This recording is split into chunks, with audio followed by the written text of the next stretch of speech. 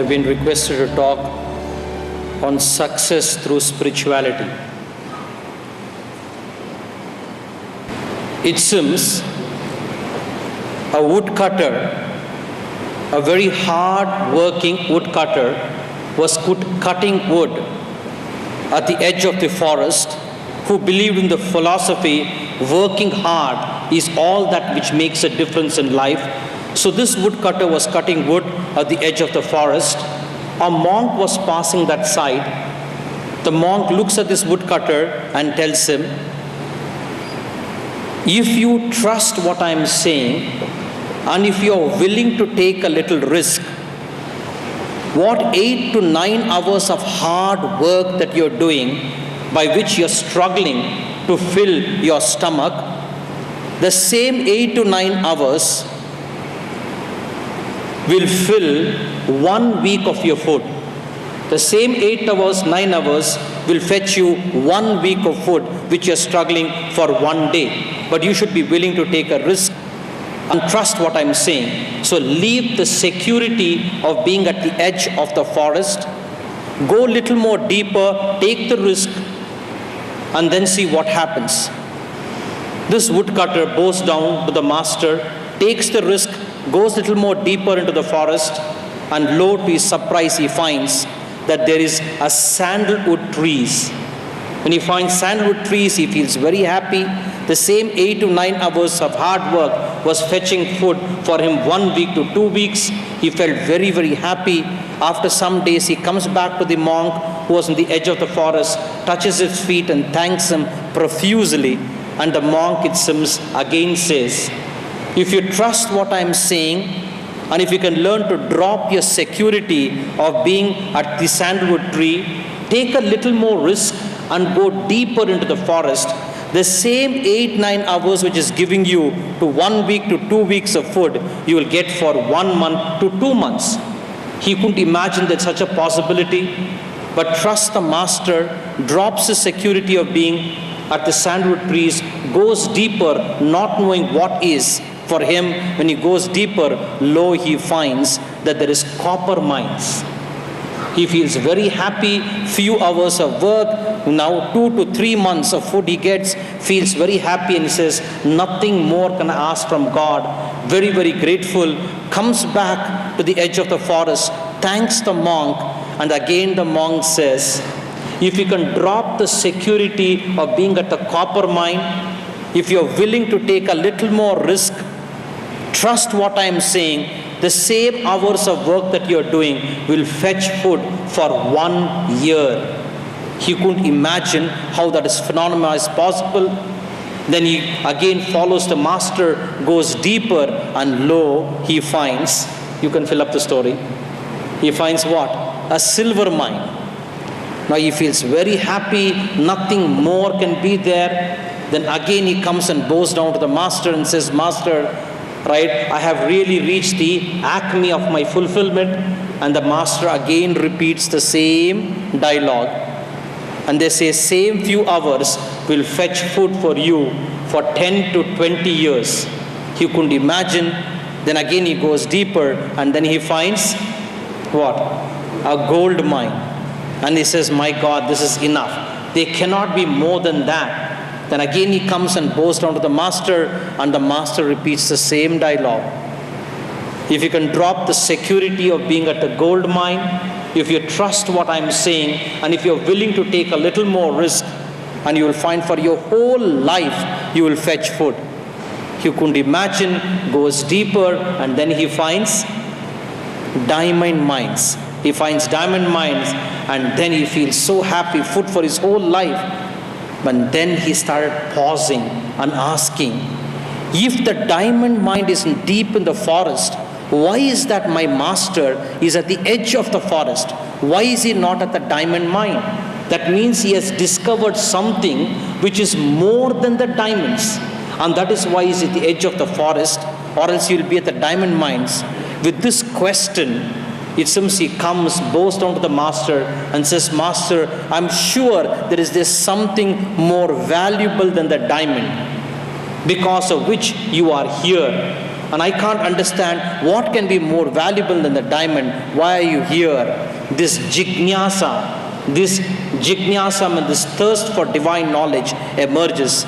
And the Master says, if you want to be eternally happy, not one life, eternally happy, sit under the tree in which I am seated and look within yourself. And if you look within yourself, you will discover joy and peace which will make you eternally happy. Friends, the story is very, very symbolic. If you have to be successful in life, you have to be a Columbus in the field of consciousness, exploring, taking risks, going deeper and deeper in the outer world, which gives you success. But success is not equal to satisfaction. People can be very, very successful and still be very miserable. Elvis Presley was a very, very successful person, but at the end of his life, he was so miserable. But if you have to be satisfied, then you have not just go outward, you should know the art of going inward. And if you can go inward, you will be satisfied. Go outward, you will be successful. And the whole spiritual paradigm, especially for a Grahastha, the Artha Shastra and the Dharma Shastra says that you have to balance between being an outer winner in life and balance being an inner winner in life. If you can amalgamate these two dimensions of taking the risk and going outward and being successful, and we will see in this talk from a spiritual paradigm how you can look at success and go inward and being satisfied. When these two, if you can amalgamate in one life, life becomes truly a flowering of spiritual consciousness. If you look at people, people generally ask, I am very successful, Swamiji. Why? 5 years back I had one house, now I have 10 houses. 5 years back I had 1 crore was my profit, now it is 20 crores.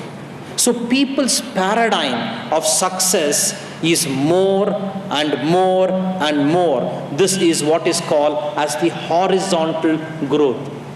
This is a horizontal growth of more and more and more, which is beautiful, but that is not fulfilling from a spiritual paradigm. You can be more and more and more, and your greed can become more and more and more, and thereby your unhappiness is also going to become more and more and more.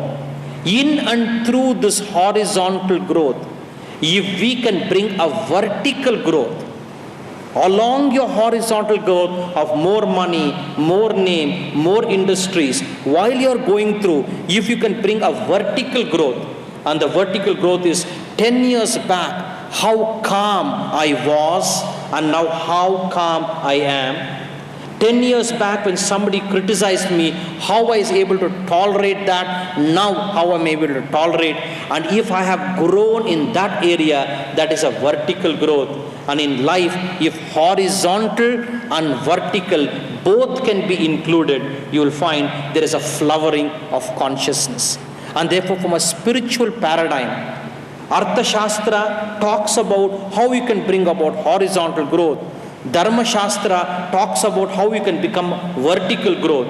And Moksha Shastra gives you the whole atmosphere and climate from a spiritual angle, how we can grow, or else in this rat race, even if you win, you continue to be a rat.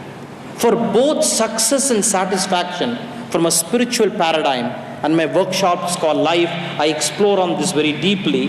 From a spiritual paradigm, for success and satisfaction, what is very, very important is learning to drop our ego and functioning to acquire even success and satisfaction.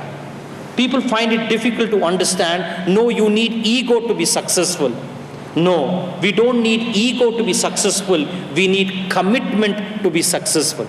If ego you need to be successful, all egoistic people would have been successful. One needs commitment to be successful, and from a spiritual paradigm, to be successful and to be satisfied, one must be willing to renounce one's ego. That's why ego means E-G-O, edging God out. Ego edges God out. If you are willing to drop your ego, and the function of ego is very interesting. The function of ego is it goes on manufacturing concepts. It goes on manufacturing image about yourself. It is an image creating dynamics. You create an image, you go on creating concepts, and so mechanically it happens that you are not aware of its mechanical function. Man is more a machine than really a conscious being.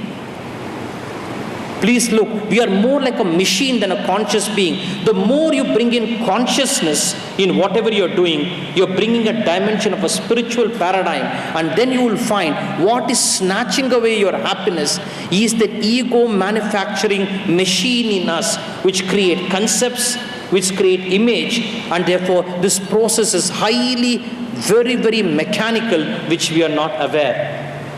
I was reading a beautiful cartoon. It seems a man was on the 15th floor, and on the 15th floor, somebody came to him and said, Mr. Singh, a sad news for you, your daughter has been eloped. Your daughter has been eloped. The moment this person hears his daughter has been eloped, he says, what is the use of living life? What is the use of living? So therefore, from the 15th floor, he commits suicide and jumps out of the 15th floor. He jumps out of the 15th floor, and when his body was coming to this 12th floor, he realizes that he has not got a daughter. He realizes he has not got a daughter. And his body was further going down. When he came to the 9th floor, he realizes that he is not even married. And when his body was coming to the 7th floor, he realizes he is not Mr. Singh. He is not even Mr. Singh. When I read this and I heard this, right, people are so mechanical. We are so mechanical. We look at a person, we like a person, we dislike a person. Right? And therefore, this machine in us goes on functioning, and this ego, hiranmayena patrena satyasya mukam apahitam, says the Veda, is like a golden disc. It appears it's your friend, but it's a great enemy. And therefore it goes on creating concepts. Ego goes on creating concepts. And when it goes on creating concepts, it goes on creating image about you, then afterwards you stop seeing who you are. You only operate as an image. You don't operate as who you are. And that will start preventing in your daily life. You start creating concepts, and the concepts doesn't allow you to see a person. In your daily life, if you form concepts and opinions, you stop seeing people because you more see your concepts. It seems a Chinese went into an American party. When he went to an American party there, and this American guy was taking food. It seems, this Chinese person was eating food. This American guy comes and sits in the American party, looks at the Chinese, and he had formed a concept. The Chinese drag when they speak. So looks at him and says, you like the soupy. Chinese tend to drag when they speak. So like the soupy. And this Chinese shook his head because he formed an opinion this man does not know English well. Then he was eating the rice. Then he asked him, you like the risey? And the Chinese shook his head. The fish came there, you like the fishy? Then again he shook his head. And after the whole dinner was over, the main speaker for that evening was this Chinese person. This Chinese was the main speaker, and the topic we were supposed to talk is on Shakespeare literature. On Shakespeare. Now this American guy thought I was too fast in forming an opinion. Right? And then when this Chinese person spoke, he spoke such beautiful diction. His accent was so beautiful. His grammar was so impeccable. Now the American guy thought I was too fast in making an opinion. And after the speech is over, it seems this guy comes down, Chinese guy comes down, goes to the American guy directly, looks at him and says, you like my speechy? We form concepts and after stop seeing people. It will affect in your area of being successful in life, because you have to look at life freshly, moment to moment. And if there is a mechanism in your mind which forms concepts mechanically, and afterwards you will stop seeing others and only you start seeing your concepts, and therefore ego operates from that direction. Ego also operates from another dimension, is you start creating images about yourself, and then afterwards you want people to respect the image that you have created. You create maps of people, then you stop seeing people, you only see the maps, right? And afterwards what happens, you only expect people to respect their maps or not you as a person. And now this will also affect your success, will also affect your satisfaction, because in being successful, a very important dimension is people skills. And in people skills, you should freshly see a person. And if you only stop looking at a person and see only his image, not he as a flowing being, this will really affect. And therefore, from a spiritual paradigm, can I really look at myself, look at others, not from the structure of concepts, from the structure of images, but really see an individual as a flowing being. And in that paradigm shift, in that perception, your cognition is going to be very, very different. And therefore, for both success and satisfaction, what is extremely necessary is the machine, a mechanical mind in us which creates concepts, which creates maps about me, maps about others. If that can be deleted, if that can be disidentified, then there is a certain perception which becomes very, very clear. And in that perception, a different dimension starts opening up in an individual.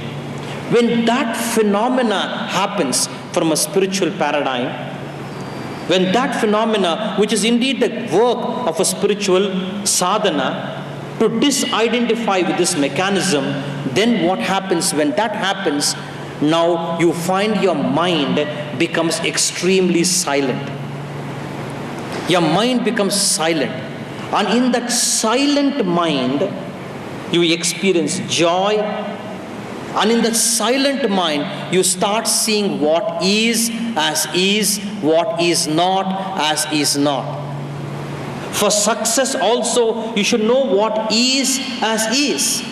We sometimes confuse what is a fact and what is an illusion.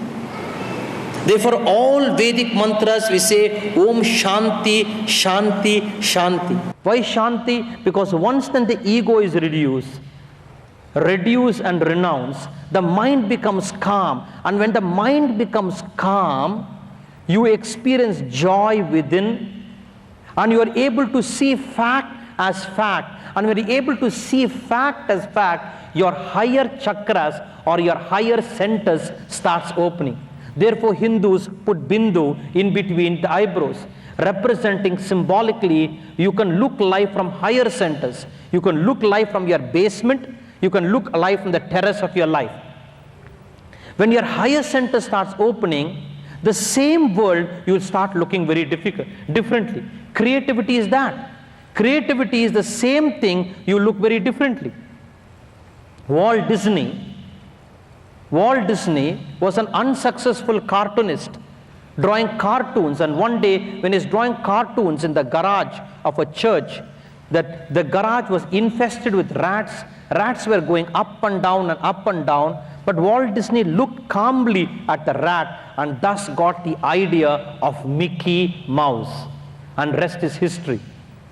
He got the idea of Mickey Mouse, and therefore, Mickey Mouse is so famous there. Same rat going up and down. When you looked at it differently, right, and you find different thing happens. The Veda says when the mind is calm, the mind is serene.